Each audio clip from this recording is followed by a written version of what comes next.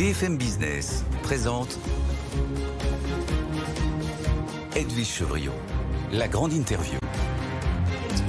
Bonsoir à tous, bienvenue dans la grande interview. Notre invité ce soir, c'est Nicolas Sédou. Il est président du conseil de surveillance de Gaumont ou de la Gaumont. En tous les cas, ça dépend comment on dit. Bonsoir Nicolas Sédou. Bonsoir. Merci d'être avec nous. La Gaumont, vous racontez du reste comment vous l'avez racheté. C'était effectivement il y a tout juste 50 ans. C'était le 19 mars 1974. Et vous publiez vos mémoires, le cinéma, 50 ans de passion. Et puis vous dites en exergue, la culture est à l'humanité ce que l'amour est à la vie. On va voir si le cinéma, c'est encore tout ça. Il se passe beaucoup de choses dans le cinéma.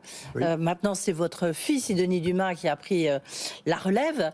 Mais en même temps, vous restez propriétaire de Gaumont. Vous dites, le cinéma n'est pas mort, il est vivant. Mais il est très différent aujourd'hui du cinéma que vous racontez dans votre livre. Il n'y a plus de Delon, il n'y a plus de Belmondo, il y a peut-être des réalisateurs qui sont un petit peu moins puissants qu'avant. Vous reconnaissez le cinéma d'aujourd'hui ? Alors d'abord, je crois que tout être vivant évolue.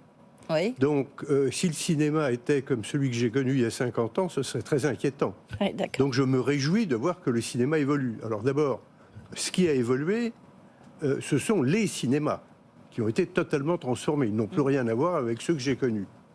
Oui, je crois qu'aujourd'hui, si vous voulez, les très grands comédiens, qu'ils soient américains ou français de la période des années 60, eh bien, ils occupent moins le terrain, probablement parce que la société est ainsi. Les vedettes, elles sont plus dans le foot qu'elles ne sont dans le cinéma. Je ne sais pas si c'est à regretter. En tout cas, ce dont je suis sûr, c'est quand vous êtes très connu, vous pouvez être l'objet de violentes attaques. Oui, cela dit, c'est très vrai en France, où il y a moins de grandes actrices. Il nous reste heureusement Catherine Deneuve, mais c'est vrai qu'il y a beaucoup moins de grandes actrices.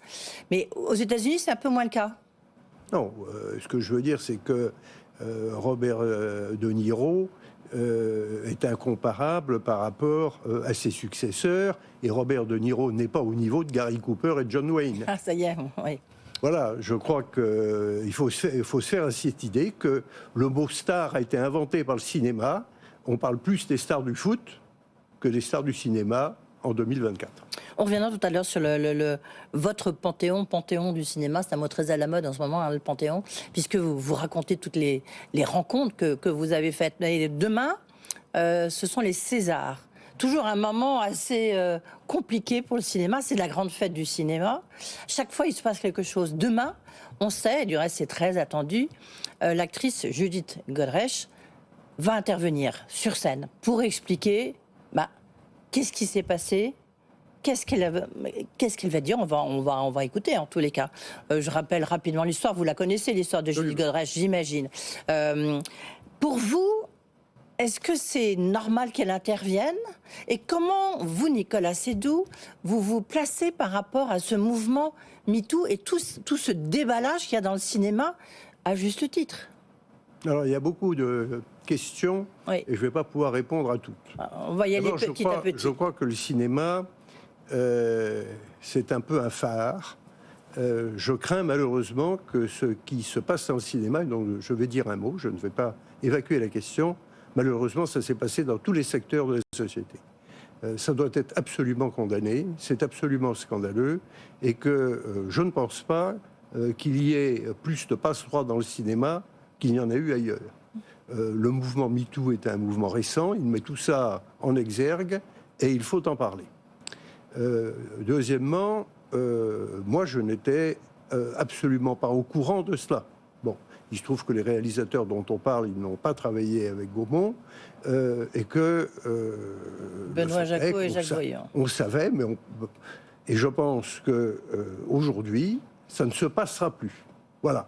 Et ça ne se passera plus dans le cinéma, ni ailleurs. Oui. Troisième sujet, faut-il ce jour-là en parler ? J'ai une opinion qui n'intéresse personne. L'Académie des Césars a décidé qu'elle devait parler. C'est son choix. Oui, mais enfin, vous êtes patron de la Gaumont, vous êtes président de la Gaumont. Ça n'aurait pas été le mien. Voilà. Voilà, d'accord. Vous êtes le choix qui a été fait. Je pense que n'est pas le vôtre. Ce dont parle Judith Godrèche, c'est une affaire de cour d'assises. Ce n'est pas l'affaire des Césars. Voilà. Au moins, ça a le mérite d'éclair.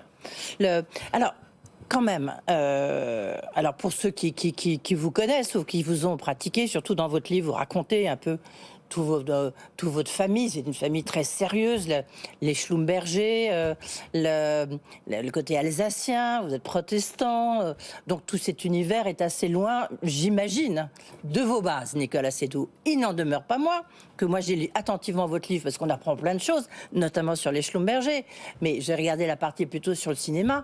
Vous avez côtoyé tous les plus grands producteurs, réalisateurs et acteurs.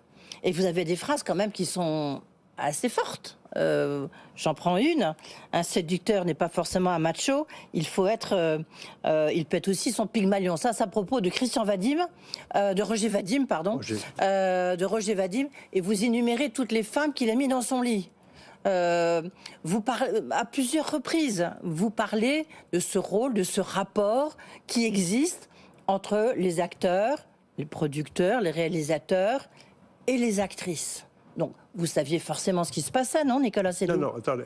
Là, on parle de quelqu'un de très précis. Moi, je le dis dans le livre, pour moi, c'est très important. Je demande à Yves Robert et Daniel Delorme, qui connaissaient très bien Roger Vadim, comment se fait-il qu'il ait séduit les plus belles femmes du monde? Oui. Bon, ce que je veux dire, c'est que tout homme rêve de séduire les plus belles femmes du monde. C'est pas propre au cinéma. Bon, il se trouve que dans le cinéma, il y a plus de très belles femmes qu'il n'y en a dans l'épicerie. Bon, c'est ainsi. Et la réponse d'Yves Robert, c'est « il est gentil ». Donc c'est exactement l'inverse du prédateur. C'est quelqu'un qui, au lieu de dire « je suis le plus beau », etc., met la femme en valeur. C'est ça le Pygmalion. Oui. Moi, je trouve que c'est tout à l'honneur des hommes de mettre les femmes en valeur. Oui, en même temps, vous faites justement le portrait de Gérard Depardieu, forcément que vous avez rencontré. Oui. Bon, Gérard Depardieu, vous dites c'est un des plus grands comédiens de sa génération, c'est le plus grand comédien de sa génération. J'assume. Vous assumez. Aujourd'hui, vous dites quoi? Vous trouvez qu'il vous a manqué une partie, du personnage? Alors, il y a deux sujets. Gérard Depardieu est accusé de viol. S'il a violé, il sera condamné, et il ne peut être que condamné. C'est un crime, et ça n'a aucune excuse, quoi qu'il arrive. Par ailleurs, Gérard Depardieu a tenu des propos, je dirais, scandaleux. Mais des propos scandaleux, c'est pas du domaine du crime. Il ne faut pas confondre le fait... Il y avait, pour ma génération, dans les salles de garde des hôpitaux, on disait que c'était souvent des lupanards. On est en train d'enlever, ou on a enlevé, des peintures de Toulouse-Lautrec, c'est l'époque précédente, dans les mêmes salles de garde. Ce que je veux dire, c'est que ce que je ne voudrais pas, c'est qu'on dise que le cinéma est différent du reste de la société. Oui, mais vous pouvez condamner le cinéma. Non. Je condamne tous ces actes. Oui. Il ne doit y avoir... Mais qu'on dise chacun savait, moi, je ne pense pas, voilà, que Gérard Depardieu est violé. En revanche, qu'il tienne des propos provocateurs, ça c'est établi, mais ça n'en fait pas un criminel. Je pense qu'il ne faut pas mélanger les sujets. Oui, enfin, si en même temps, si pour être actrice au cinéma, il faut coucher avec quelqu'un, c'est quand même un problème, non? Même si vous êtes consentante, c'est quand même un problème. Écoutez, je n'ai jamais... Regardez l'affaire Epstein aux États-Unis. Je n'ai jamais dit ça. Deux, je crains que si on poussait sur un certain nombre de réalisateurs très anciens, on en trouverait beaucoup. Oui. À commencer par Alfred Hitchcock, pour ne pas le nommer. Oui. Par ailleurs, dans le cinéma, vous avez des rapports hiérarchiques, comme vous les avez dans la plupart des sociétés. Bon. Je rappelle que Brigitte Bardot a fait une tentative de suicide sur un film. Je ne pense pas du tout qu'André Cayatte était dans l'agression sexuelle, il était dans l'agression intellectuelle et culturelle. Si vous avez une jeune femme qui est en pleine forme, qui vient de plaisanter avec les techniciens, mais la scène que vous devez lui faire jouer, elle a perdu son enfant, vous avez de la peine à la faire pleurer, le réalisateur va être peut-être odieux. Comment tourne-t-on la scène? Donc, le cinéma, c'est la fiction. Et la fiction, ce n'est malheureusement pas toujours le bonheur qu'on demande, c'est-à-dire de faire de quelqu'un qui est triste quelqu'un d'heureux, mais voilà. Nicolas Seydoux, est-ce que pour vous, vous racontez une période, parce que très intéressant, vous avez racheté donc la Gaumont, ça n'a pas du tout été simple, enfin, ça n'a pas été un long fleuve tranquille, on peut dire ça comme ça. Il y a un moment, vous dites, vraiment, il y a une décennie, la décennie du souffle, la décennie catastrophe, c'était 1993, 1985, 1992, parce que c'était le moment de la libéralisation de tout le secteur audiovisuel. Il y a eu la création de Canal, de la 5, il y a eu la privation de TF1, etc. Et à ce moment-là, pour le cinéma, ça a été un peu, ça a été vraiment une période de vache maigre. Aujourd'hui, vous diriez que la télévision, avec les séries où Gaumont est très très présent, est-ce que c'est un appui ou c'est une concurrence déloyale? Non, il n'y a sûrement pas de concurrence déloyale. Il est évident que le cinéma a inventé l'image, il en a eu le monopole pendant 50 ans, il a vécu en duopole pendant 50 ans avec la télévision, et aujourd'hui, c'est un nain au milieu de Gulliver avec beaucoup d'S. Bon. Et je pense qu'il a sa place. Parce qu'il y a cette particularité, cette exception, c'est que les œuvres cinématographiques, on les voit d'abord dans des cinémas, c'est une émotion collective, c'est une émotion partagée. Quand on va au cinéma, on a envie d'y aller, et quand on revient, soit on est déçu, et j'ai le regret de le dire, et le film il est mort, soit au contraire on est enthousiaste, et donc le cinéma c'est l'accès à la culture très souvent de ceux qui n'en ont pas. Et donc je crois absolument que dans cet univers médiatique où les écrans sont partout, eh bien le cinéma a sa place aujourd'hui et l'aura demain.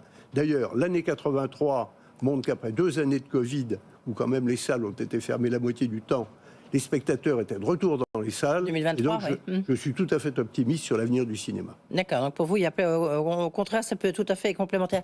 Tiens, puisque vous parlez de la culture est à l'humanité ce que l'amour est à la vie, Rachida Dati, ministre de la Culture, vous en pensez quoi? Elle dit qu'il faut démocratiser, il faut sortir de cette espèce d'élitisme.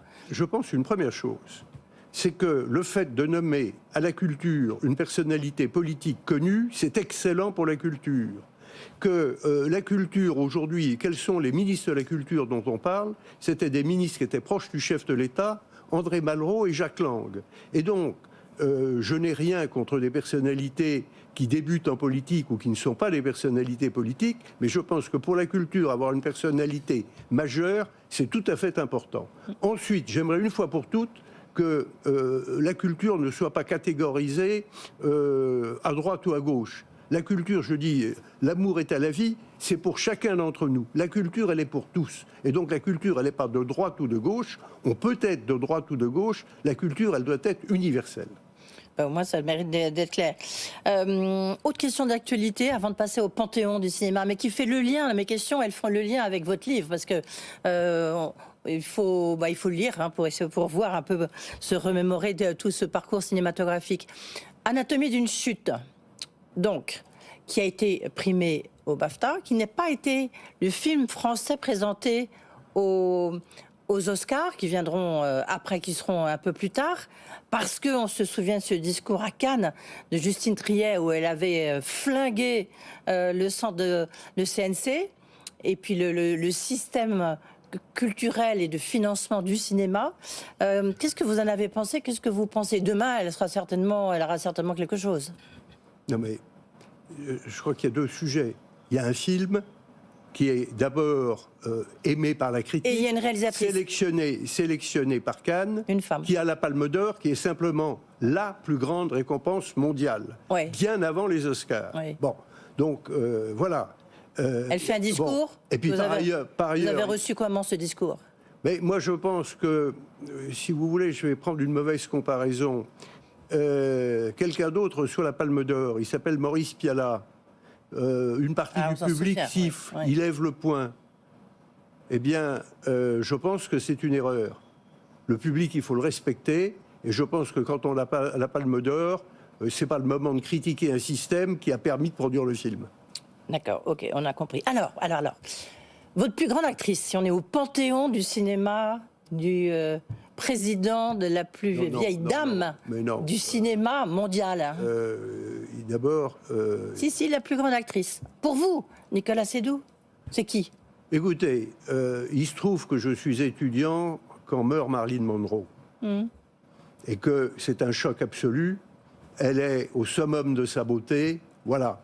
Et si on me dit, vous choisissez une actrice américaine, si je dois choisir une comédienne française, ce sera Romy Schneider, également au sommet de sa beauté, et voilà. Le plus grand acteur, Gérard Depardieu, Belmondo, Alain Delon. De sa génération, Oui. Gérard Depardieu. Mais pour vous. Alors, Belmondo et Delon, vous ne pouvez pas les séparer. Parce que Oui, je bah trouve non. qu'il se passe autour d'Alain Delon est dramatique aujourd'hui. Belmondo a eu un AVC, mais dans les rues de Venise, il était là, poussé dans sa voiture par son fils Paul. Et toutes les femmes de 7 à 77 ans, pour faire une mauvaise comparaison, oui, ça- elles étaient amoureuses de cet homme parce que qu'est-ce qu'un très grand comédien? C'est un immense charisme. Et évidemment, Ouais. qui n'est pas abîmé par des polémiques. Ouais, Qui n'a pas été le cas pour Jean-Paul Belmondo. ouais. Le plus grand producteur, Bon, écoutez, c'est pas, pas vous. c'est forcément la Maison Gaumont. Oui, oui, mais enfin bon, vous avez été associé avec d'autres. Alors Non. réalisateur, si vous préférez, c'est plus facile. Je vais garder le meilleur pour la fin. Si vous voulez, je pense que chacun d'entre nous a un film favori, un réalisateur favori. Mon opinion n'a aucune espèce d'intérêt. Parce que le film C'est ce qui que vous marque le racontez dans plus- votre livre, le- les 50 ans d'une passion de Non, cinéma. oui, mais- Donc Nicolas Sédoussi, Non, les films qui vous marquent le plus, Ouais. c'est ceux que vous voyez quand vous êtes jeune. Bon, moi, le film que je cite, c'est La Grande Illusion. Voilà. Mais le premier film que j'ai vu, c'est Une chance inouïe, c'est La Belle et la Bête de Jean Cocteau. Vous êtes plus marqué quand vous avez 7 ans, puisque je n'avais pas vu de film pendant la guerre, que quand vous en Ok, avez alors, un peu plus. j'aurais quelques quand même mon décennies. film, j'aurais quand même mon film. Le film que vous êtes, dont vous êtes, pardon, le plus fier de l'avoir produit. Bon, c'est Don Giovanni. Mm. C'est Don Giovanni parce que c'est un pari fou. C'est la tentative de mettre Avec Joseph le Losey. plus beau à la disposition du plus grand nombre. Ah, c'était magnifique. Le plus beau parce que, de mon point de vue, c'est le plus grand opéra de Mozart, que Mozart est probablement, sinon le premier, voilà. Et que c'est un pari fou et que je recommande à ceux qui ne l'ont pas vu d'acheter le DVD, et parce que c'est vraiment absolument exceptionnel. Et puis il faut lire, voilà, chez Gallimard, dans la belle collection, le cinéma 50 ans de passion. Merci Nicolas Sédou d'avoir Merci. été avec nous. Puis on verra demain, donc les Césars. Qu'est-ce qui va se passer